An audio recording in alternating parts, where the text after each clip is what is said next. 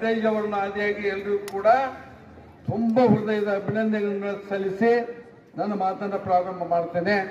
ಕೇವಲ 5 ನಿಮಿಷದಲ್ಲಿ ನನ್ನ ಭಾಷಣವನ್ನು ಮುಗಿಸ್ತಕ್ಕಂಥ ಪ್ರಯತ್ನವನ್ನು ನಾನು ಮಾಡ್ತಾ ಇದ್ದೇನೆ. ಯಾಕಂದ್ರೆ ಸಮಯದ ಪ್ರಜ್ಞೆ ನನಗೂ ಕೂಡ ಇದೆ.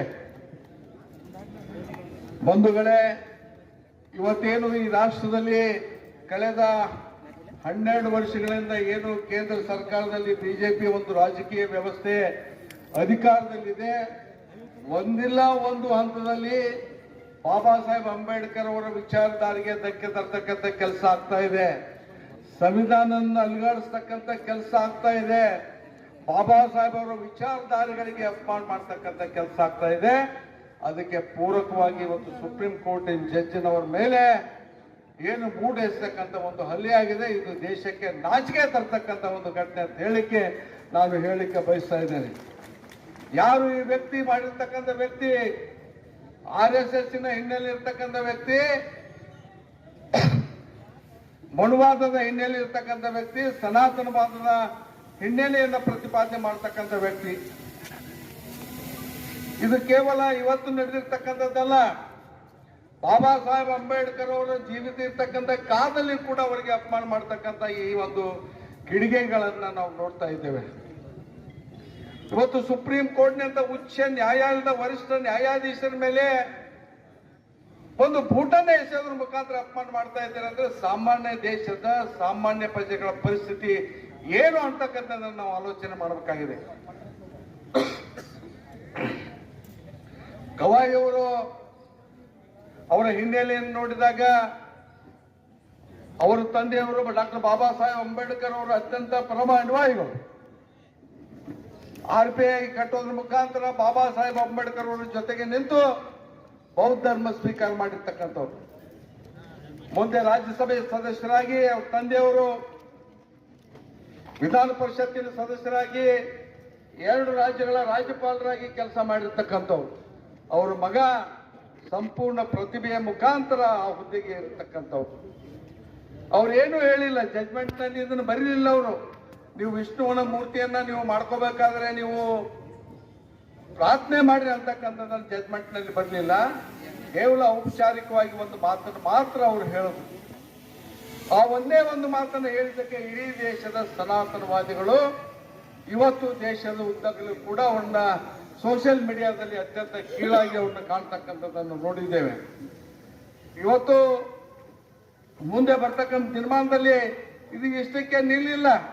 ಇವತ್ತು ದಲಿತರ ಮೇಲೆ ಯಾವ ರೀತಿ ಅಪಮಾನ ಆಗ್ತಾ ಇದೆ ಅಂತ ಹೇಳಿದ್ರೆ, ಉತ್ತರ ಪ್ರದೇಶ ಆಗಿರ್ಬೋದು, ಬಿಹಾರ ಆಗಿರ್ಬೋದು, ಹರಿಯಾಣ ಆಗಿರ್ಬೋದು, ಇವತ್ತು IPS ಇರ್ತಕ್ಕಂಥ ಒಬ್ಬ ಹುದ್ದೆಯಲ್ಲಿ ಇರ್ತಕ್ಕಂಥ ಪೂರಣ್ ಕುಮಾರ್ ಅಂತಕ್ಕಂಥ ಒಬ್ಬ ADG ಹುದ್ದೆಯಲ್ಲಿ ಇರ್ತಕ್ಕಂಥ ದಲಿತ ವ್ಯಕ್ತಿ ಮೇಲ್ಜಾತಿಯ ಕಿರುಕುಳವನ್ನು ಸಹಿಸದೆ, ಅಪಮಾನವನ್ನು ಸಹಿಸದೆ, ನಿಂದನೆಯನ್ನು ಸಹಿಸದೆ ಆತ್ಮಹತ್ಯೆಗೆ ಶರಣಾಗ್ತಕ್ಕಂಥ ಪರಿಸ್ಥಿತಿ ಈ ರಾಷ್ಟ್ರದಲ್ಲಿ ನಿರ್ಮಾಣ ಆಗ್ತಾ ಇದೆ. ಹೀಗೆ ಅಪಮಾನಗಳ ಮೇಲೆ ಅಪಮಾನ ಆಗ್ತಕ್ಕಂಥದ್ದನ್ನು ನಾವು ನೋಡಿದ್ದೇವೆ.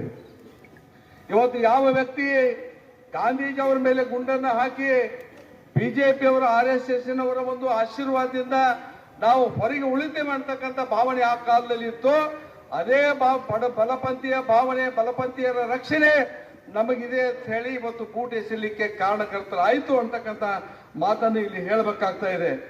ಬಂಧುಗಳೇ, ಇವತ್ತು ಹಿಂದೆ ಸಾವಿತ್ರಿಬಾಯಿ ಫುಲೆ ಅವರಾಗಿರ್ಬೋದು, ಮಹಾತ್ಮ ಗಾಂಧೀಜಿ ಅವ್ರ ಮೇಲೆ ಹಲ್ಲೆ ಆಗಿರ್ಬೋದು, ಈ ಎಲ್ಲ ಘಟನೆಗಳನ್ನ ಇವತ್ತು ಸಾವಿತ್ರಿಬಾಯಿ ಫುಲೆ ಅವ್ರ ಮೇಲೆ NDN ಎಸ್ತಕ್ಕಂಥದ್ದಾಗಿರ್ಬೋದು, ಗಾಂಧೀಜಿ ಅವ್ರ ಮೇಲೆ ಗುಂಡನ್ನು ಹಾಕ್ತಕ್ಕಂಥದ್ದಾಗಿರ್ಬೋದು, ಇವತ್ತು ನಮ್ಮ CAG ಅವ್ರ ಮೇಲೆ ಚಪ್ಪಲ್ ಬೂಟನೆ ಎಸ್ತಕ್ಕಂಥದ್ದಾಗಿರ್ಬೋದು, ಎಲ್ಲ ಘಟನೆಗಳನ್ನ ನೋಡಿದ್ರೆ ಬಹುತೇಕವಾಗಿ ಈ ರಾಷ್ಟ್ರದಲ್ಲಿ ಪ್ರಜಾಪ್ರಭುತ್ವಕ್ಕೆ ಬೆಲೆ ಇಲ್ಲ ಅಂತಕ್ಕಂಥ ವಾತಾವರಣ ನಿರ್ಮಾಣ ಆಗಿದೆ.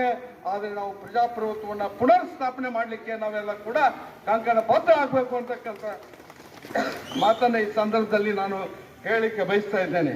ಕೊಟ್ಟರು, ಒಂದು ಲೆಟರ್ ಅನ್ನ ಮುಖ್ಯಮಂತ್ರಿಗಳಿಗೆ ಬರೆದರು.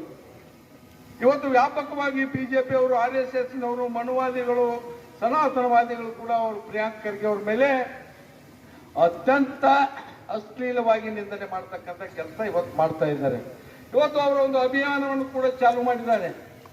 RSS ಅನ್ನು ನಾವು ಪ್ರೀತಿಸ್ತಾ ಇದ್ದೇವೆ ಅಂತ ಹೇಳಿ ದೇಶದ ಉದ್ದಗಲೂ ಕೂಡ ಇವತ್ತು ನಾವು RSS ಅನ್ನ ಪ್ರೀತಿಸ್ತೇವೆ ಅಂತಕ್ಕಂಥ ಬೋರ್ಡನ್ನು ಹಾಕೊಂಡು ಅವರು ತಿರುಗಾಡ್ತಾ ಇದ್ದಾರೆ. ಅವರಿಗೆ ನಾವು ಹೇಳ್ಬೇಕಾಗ್ತಾ ಇದೆ, ನೀವು RSS ಅನ್ನು ಪ್ರೀತಿಸಿದ್ರೆ ನಾವು ಈ ದೇಶದ ಸಂವಿಧಾನವನ್ನು ಪ್ರೀತಿಸ್ತಾ ಇದ್ದೇವೆ, ಅಂಬೇಡ್ಕರ್ ವಾದವನ್ನ ಪ್ರೀತಿಸ್ತಾ ಇದ್ದೇವೆ, ಬುದ್ಧನ ವಿಚಾರವನ್ನ ಪ್ರೀತಿಸ್ತಾ ಇದ್ದೇವೆ, ಬಸವಣ್ಣನ ವಿಚಾರವನ್ನ ಪ್ರೀತಿಸ್ತಾ ಇದ್ದೇವೆ, ಈಶ್ವರ ಅಲ್ಲಾಹನ ವಿಚಾರಗಳನ್ನ ನಾವು ಪ್ರೀತಿಸ್ತೇವೆ ಅಂತಕ್ಕಂಥ ಮಾತನ್ನು ಅವ್ರಿಗೆ ಹೇಳ್ಬೇಕಾಗ್ತಾ ಇದೆ. ಬಂಧುಗಳೇ, ಇವತ್ತು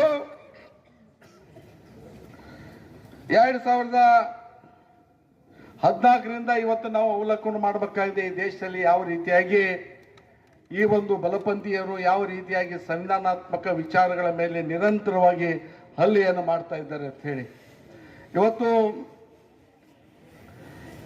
ಈ ಘಟನೆಯನ್ನ ಇಂಥ ಒಂದು ಸಂವಿಧಾನ ಅಂತದ್ದು ನಮ್ಮ ದುರ್ದೈವ, ಈ ದೇಶದ ದುರ್ದೈವ.